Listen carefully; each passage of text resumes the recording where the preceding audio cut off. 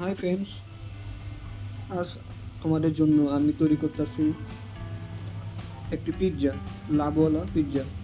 আর পিৎজাটা খেতে অনেক সুস্বাদু হবে। প্রথমে আমি এখানে কি দিব বলতে পারবো? কুকিজ।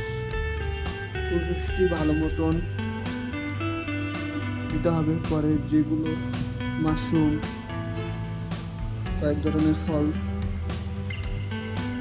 আরেকটি ফল বাকি আছে যে লাল কালারের। এখন এটি আমরা ওপেনে রাখবো, কয়েক মিনিট সেকেন্ড লাগবে। হয়ে গেছে আমাদের দারুণ পিৎজা, লাভওয়ালা পিৎজা।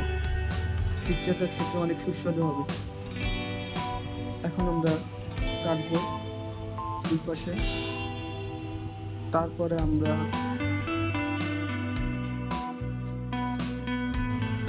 আমাদের বিড়ালকে খাওয়াবো।